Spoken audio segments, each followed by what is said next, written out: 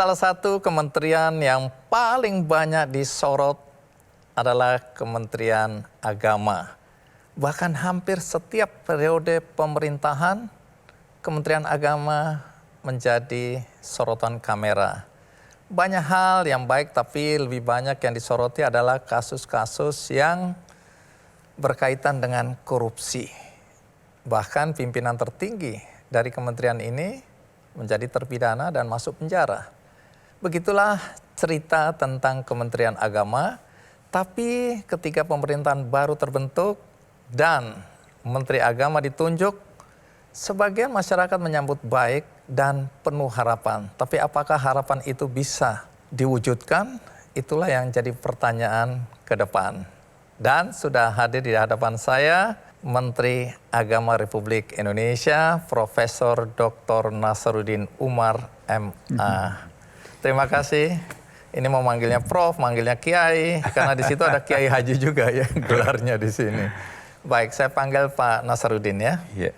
Pak Nasaruddin, pertanyaan pertama tentu soal kesehatan Anda. Karena untuk menjadi Menteri Agama menurut banyak orang dibutuhkan stamina yang tangguh, iman yang kuat, dan semangat yang menggelora. Nah, apakah Anda masih merasakan semangat yang besar atau Anda sudah mulai merasakan banyak persoalan yang harus ditangani ke depan? Kalau itu iya, tetapi tadi ya kenapa Kementerian Agama ini selalu menjadi sorotan? Barangkali karena Kementerian Agama itu background-nya itu putih ya. Ekspektasi masyarakat kita itu mengakui Kementerian Agama itu lembaga langit yang dipimpin oleh malaikat gitu ya. Kira-kira seperti itu. Kenapa? Karena ada kata agama di situ kan. Ekspektasi masyarakat kita itu mengendaki Kementerian Agama itu harus jadi imam dari segala sesuatu yang perfect ya kan. Tapi faktanya Kementerian Agama tidak seperti itu. Akibatnya apa ya? Banyak sekali tanggapan-tanggapan masyarakat yang berbeda-beda ya. Dan tidak bisa kita ingkari bahwa memang Kementerian Agama potretnya di masyarakat itu seperti itu. Salah satu yang menonjol di kementerian ini yang menjadi isu di luar dan bahkan minta maaf nih Pak Nasaruddin menjadi olok-olok. Bagaimana mungkin kementeriannya Kementerian Agama tapi korupsinya merajalela. Jadi isu korupsi ini menjadi salah satu isu yang banyak disoroti di Kementerian Agama. Bagaimana Anda melihat soal isu korupsi ini di kementerian yang Anda pimpin sekarang ini? Pertama karena memang dana yang ada di Kementerian Agama itu cukup besar. Kan mengelola banyak hal ya. Ada pendidikan, pondok pesantren. Kemudian yang paling seksi itu adalah ada haji kan. Banyak orang yang ingin naik haji, tapi kuotanya sangat terbatas. Kadang-kadang ada tambahan. Nah, tambahan kuota inilah seringkali jadi rebutan. Yang namanya jadi rebutan pasti ada orang yang ingin jalan pintasnya ya kan. Jadi situ terbuka peluang sebetulnya untuk melakukan sesuatu. Belum lagi kita beroperasi juga di negara yang lain. Ya, yang sistem hukumnya berbeda yaitu Saudi Arabia kan. Satu sisi kita harus tunduk terhadap ketentuan hukum di Saudi Arabia. Yang kadang-kadang ya sistemnya kan susah diprediksi karena kan negara kerajaan ya kan. Kalau kita di sini kan bisa diprediksi karena ada undang-undangnya yang konsisten untuk kita lakukan. Nah, jadi persoalannya kalau kita nanti tiba-tiba ke sana berubah kebijakan. Nah, sementara kita tetapkan anggaran sekian dari Indonesia, maka terpaksa harus ada inisiatif-inisiatif cerdas yang dilakukan teman-teman untuk menyukseskan haji. Nah, kadang-kadang nombok atau kadang-kadang juga ada dana efisiensi yang banyak ya kan. Nah, dikemanakan dana efisiensi itu dan dari mana caranya untuk nombokin anggaran kekurangan kalau ada itu. Nah, itu seringkali menimbulkan persoalan. Ya, kemudian di dalam negeri juga kita akan mengelola dana pendidikan ya kan. Kemudian pendidikan di Kementerian Agama itu sifatnya vertikal. Dari atas sampai ke Kanwil, kemudian Kementerian tingkat kabupaten, Kota Madya, sampai ke KUA. Jadi instansi vertikal itu betul-betul harus mengontrol dari atas sampai ke bawah. Sedangkan instansi lain itu kan di Jakarta ya. Karena terbantu oleh pemerintah daerah. Nah, kita enggak langsung. garis instruksinya itu dari Menteri Agama itu sampai ke lapis camat itu ada KUA di situ kan, kecamatan.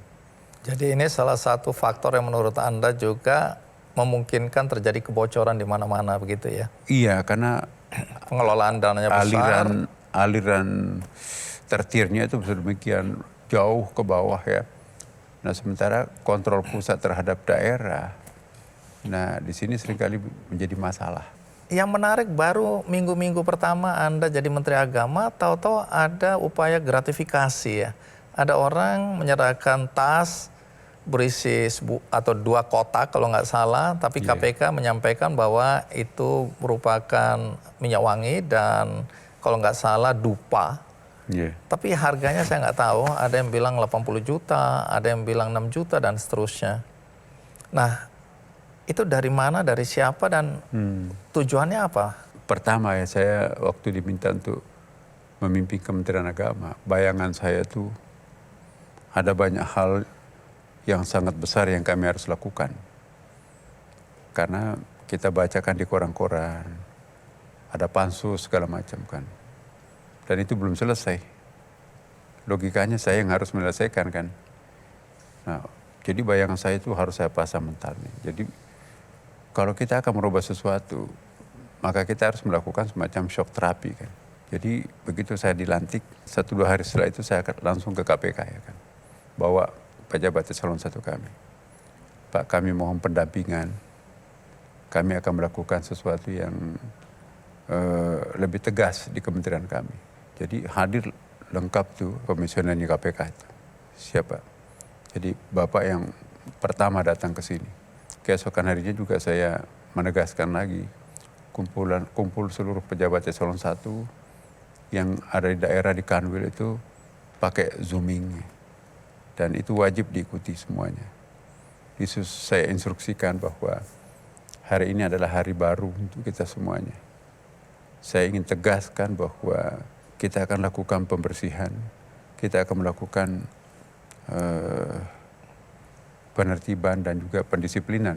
Jadi jangan sampai nanti ada hal-hal yang tidak sesuai dengan ketentuan, itu kami tidak akan mundur. Kami sudah di backup oleh KPK, bahkan juga saya minta tolong ke teman-teman dari BIN ya, untuk membantu, kan mata kami terbatas ya. Sedangkan BIN itu kan punya siasat untuk menemukan sesuatu ya. Kejaksaan juga saya sudah komunikasi, mohon kami di backup. Saya juga ke BPK, kami didampingi. Hari ini saya akan mencoba untuk melakukan sesuatu yang terbaik untuk Kementerian Agama. Jadi saya akan mulai pada diri saya sendiri, jangan pernah ada siapapun yang memberikan sesuatu yang bukan hak saya.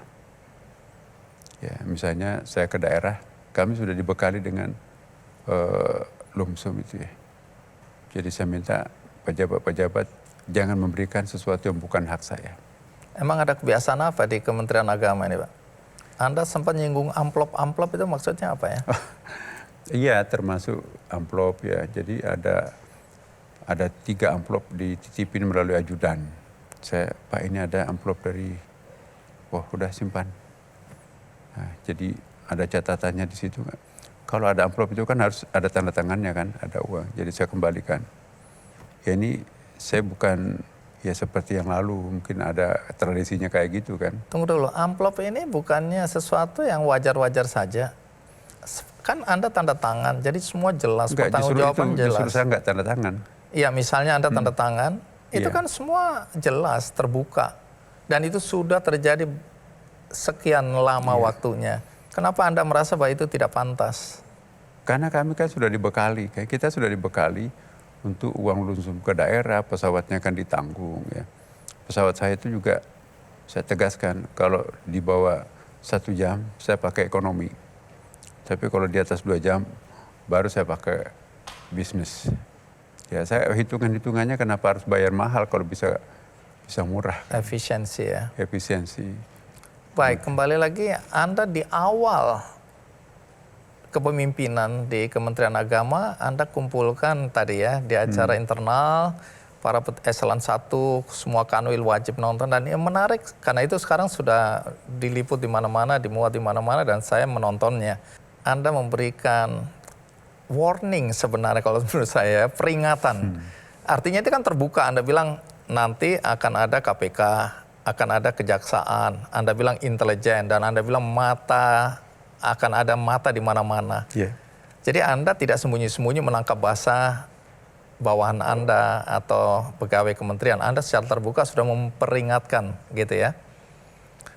Tapi ada satu kalimat yang menurut saya menarik untuk saya tanyakan. Anda bilang saya akan lakukan bersih-bersih dengan segala risiko. Risiko apa yang Anda bayangkan? Medan yang saya hadapi, saya nggak tahu. Mungkin ada yang terbiasa dengan berbagai macam tradisi ya. Tapi itu saya akan labrak ya kan, dengan segala risikonya. Misalnya kalau ada, kan biasa kan ada arus balik itu kan. Ada fitnah, bisa saja saya nanti difitnah, wah ini begini. Ya, itu pun juga saya siap. Kalau saya melakukan sesuatu dengan niat yang sangat luhur, saya difitnah atau ada mungkin berniat jahat, itu jangankan pencopotan jabatan, nyawa pun juga itu saya yakin mati syahid ya kan. Saya orang beragama ya, kalau saya mati dalam kebenaran, memperjuangkan kebenaran, ya saya yakin itu adalah Tuhan tahu niat saya apa. Banyak sekali yang saya perlakukan, Pak, saya tidak ada beban. Maksud saya tidak ada beban ini, saya bukan orang partai politik. Dan juga bukan rekomendasi dari siapapun. Saya hanya pure murni dari Pak Prabowo. Bahkan satu jam sebelum saya dilantik baru saya tahu ya kan. Itu pun juga saya sampaikan kepada beliau, Pak, saya merasa-rasa mempertanyakan apakah saya yang terbaik untuk memimpin Kementerian Agama. Jangan-jangan ada lebih baik dari saya, Bapak. Kalau ada, mohon tanpa beban. Di luar struktur pun juga saya bisa membantu, Bapak. Kalian adalah kepercayaan pemerintah untuk memimpin Kanwil. Ya hati-hati, jangan sampai nanti ada kekuatan-kekuatan di luar diri kita yang lebih berkuasa daripada diri kita sendiri yang punya tanggung jawab. Ya termasuk istri. Sampai intervensi tentang promosi jabatan dan kadang-kadang lebih manja daripada Kanwilnya itu sendiri.